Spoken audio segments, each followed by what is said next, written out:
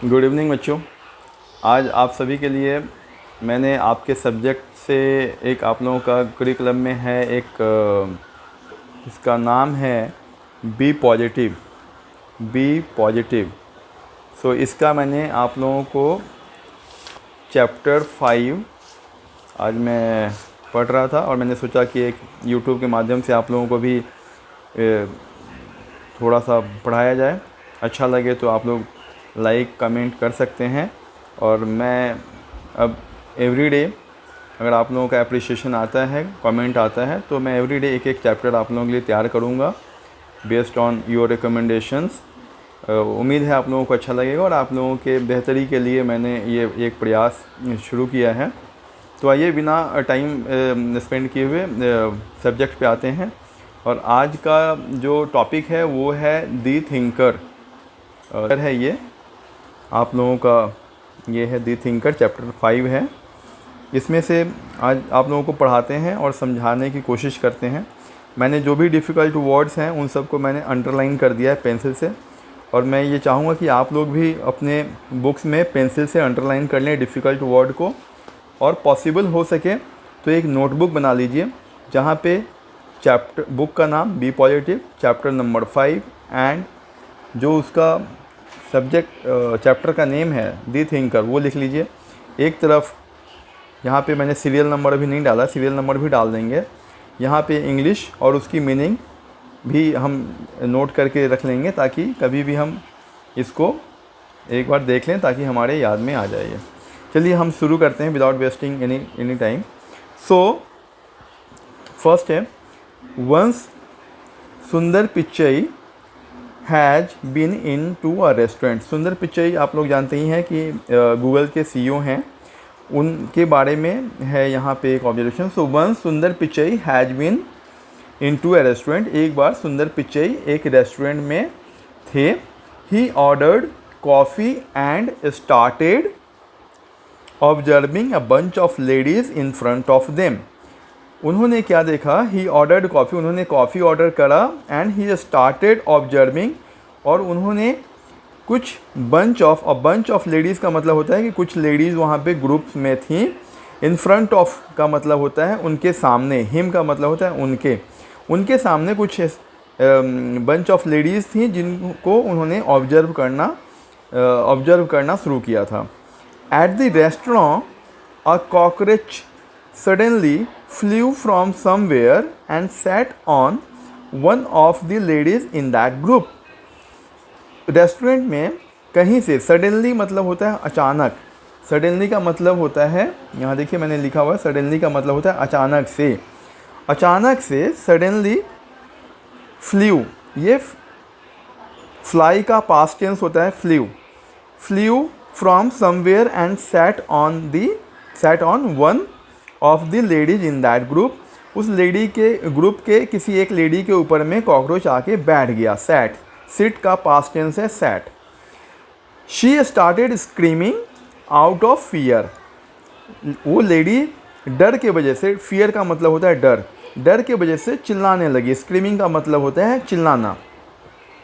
With a panic striking face and trembling voice she started jumping. और वो panic का मतलब होता है, यहाँ पे देखिए पैनिक मतलब होता है घबराहट। पैनिक का मतलब क्या होता है? घबराहट के वजह से, विद पैनिक स्ट्राइकन फेस, और स्ट्राइकन का मतलब होता है त्रस्त। जी हाँ, ये देखिए स्ट्राइकन का मतलब होता है त्रस्त। तो डर के मारे, with a panic stricken face and trembling voice ये स्टार्टेड जंपिंग, वो लेडी जंप करने लगी डर के वजह से। And with both her hands desperately trying to get rid of the cockroach, और अपने दोनों हाथों से, बोथ हर हैंड्स डेस्परेटली का मतलब होता है बहुत जल्दीबाजी से या बेकरार हो गए। बेकरार मतलब बहुत जल्दी वो चाहती थी। Trying to get rid out of the cockroach. Get rid of का मतलब होता है उससे छुटकारा पाना, जितनी जल्दी हो सके वो उससे छुटकारा पाना चाहती थी। किससे? कॉकरोच से। Her reaction was contagious as every one in her group also got panicky. उसका जो रिएक्शंस था वो बहुत कंटेजियस था, जिससे दूसरे लोग भी उसके ग्रुप में पैनिक हो रहे थे उसके बिहेवियर से। The lady finally manage to push the cockroach away, और लेडी जो थी वो फाइनली उस कॉकरोच को दूर फेंकने में सक्सेस हो गई। उन्होंने the lady finally manage to push, उन्होंने उस कॉकरोच को धक्का दे दिया। पुश मतलब धक्का दे के, झटक के उस लेडी कॉकरोच को उसको अपने से दूर फेंक दिया, away. But it landed to another lady in the group, लेकिन वो उसी ग्रुप के किसी दूसरी लेडी के ऊपर में जा बैठा। Now it was the turn of that lady in the group to continue the drama. अब दूसरे लेडी का टर्न था, दूसरी लेडी भी सेम ड्रामा शुरू कर दिया उन्होंने, उसी ग्रुप की दूसरी लेडी ने। The waiter rushed forward to their rescue, waiter वहाँ पे जो थे, वेटर वहाँ पे रश्ड, यहाँ पे देखिए रश्ड का मतलब होता है ये देखिए, रश्ड मतलब जल्दी की। वेटर ने जल्दी से, वेटर ने जल्दी से उन्हें बचाने की कोशिश करी। Forward to their rescue sorry. In the relay of throwing the cockroach next fell upon the waiter, और ये जो रिले ऑफ थ्रोइंग का मतलब जो एक दूसरे के ऊपर कॉकरोच फेंकने का जो सिलसिला था, उसमें नेक्स्ट क्या हुआ, the cockroach next fell upon the waiter. Cockroach कहाँ जा बैठा, वो कॉकरोच वेटर के ऊपर चला गया। ठीक है। The waiter stood form, so waiter बिल्कुल फॉर्म स्ट्रेट खड़ा रहा, विदाउट पैनिकी। कंपोज्ड हिमसेल्फ, और अपने आप को कूल एंड कंपोज्ड तरीके से रखा, कंपोज्ड स्थिति में रहा वो।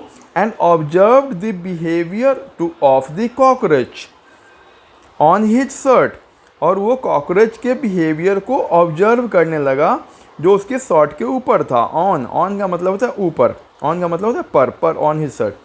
When he was confident enough, जब उसे बहुत कॉन्फिडेंस आ गया, जब उसे कॉन्फिडेंस मिल गया, ही ग्रैब्ड इट, और उसने उसको पकड़ा, उसने, वेटर ने, ही का मतलब यहाँ वेटर है एंड इट का मतलब कॉकरोच है।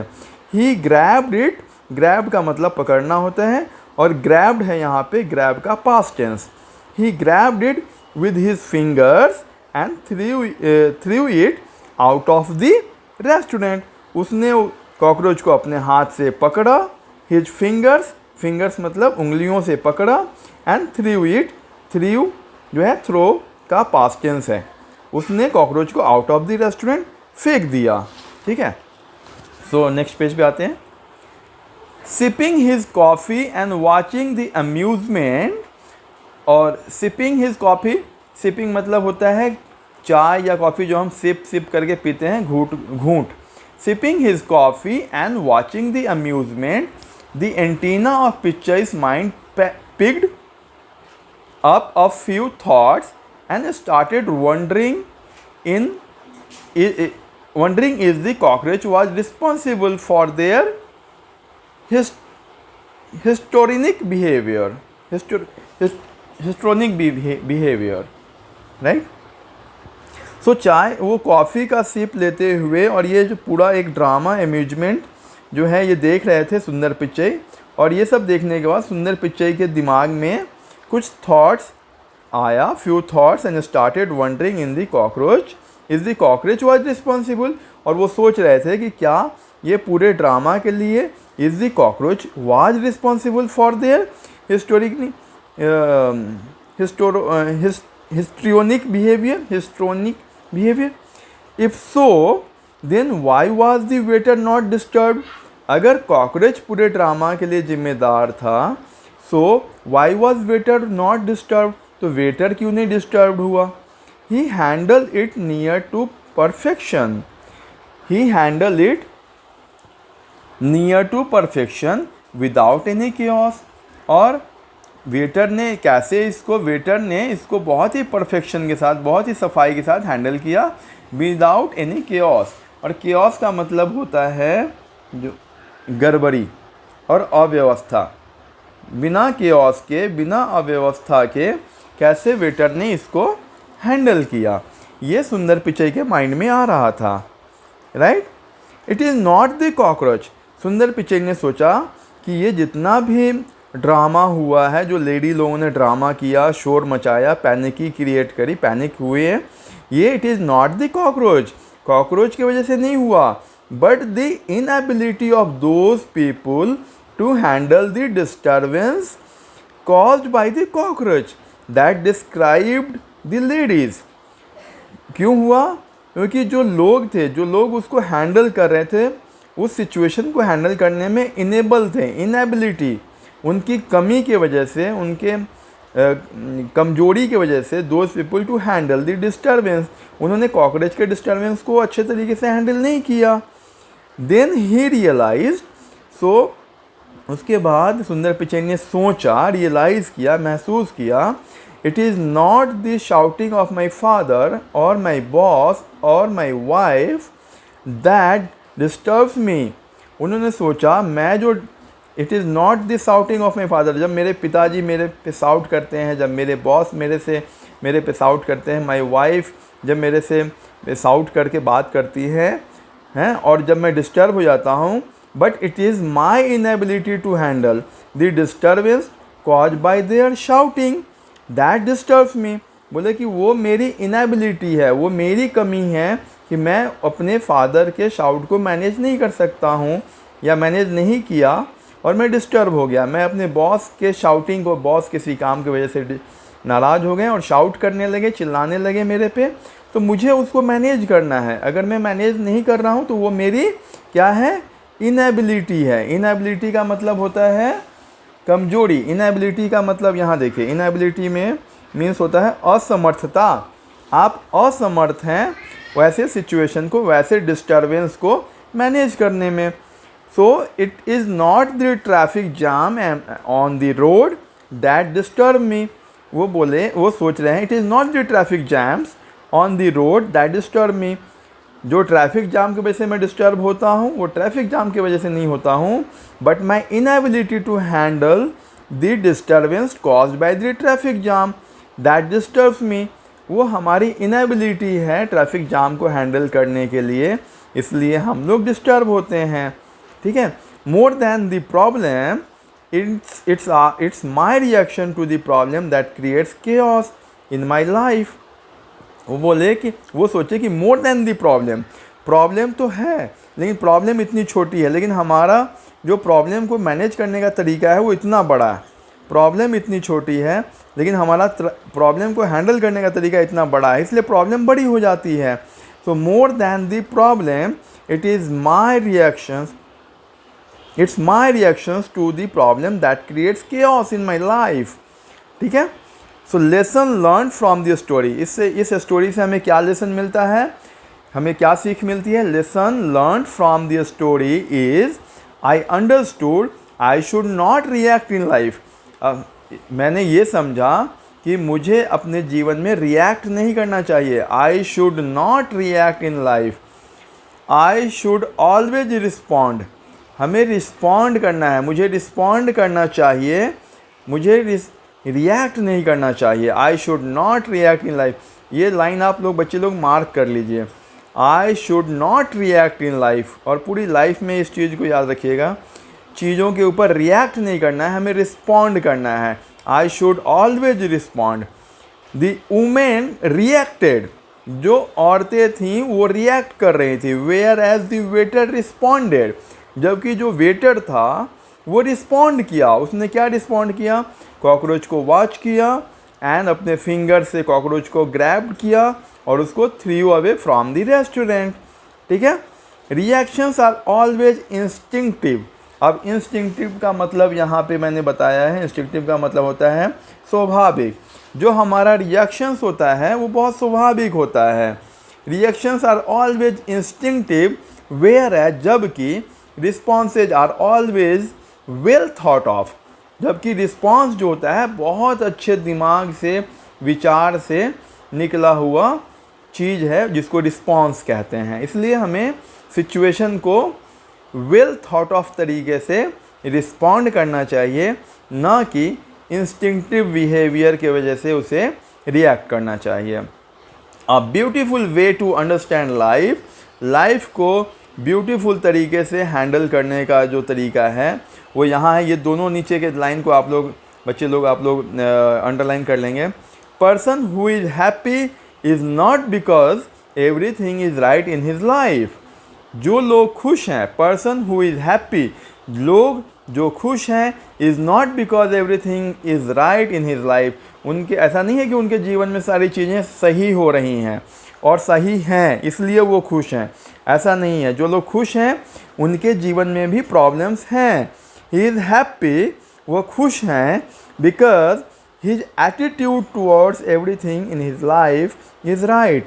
वो इसलिए खुश हैं कि उनकी लाइफ, उनका जो एटीट्यूड है वो लाइफ में सब सारी चीज़ें अच्छी हो जाएंगी, उनको ये कॉन्फिडेंस है और वो जब हैप्पी होंगे तभी चीज़ों को सही तरीके से मैनेज कर सकते हैं, हैंडल कर सकते हैं।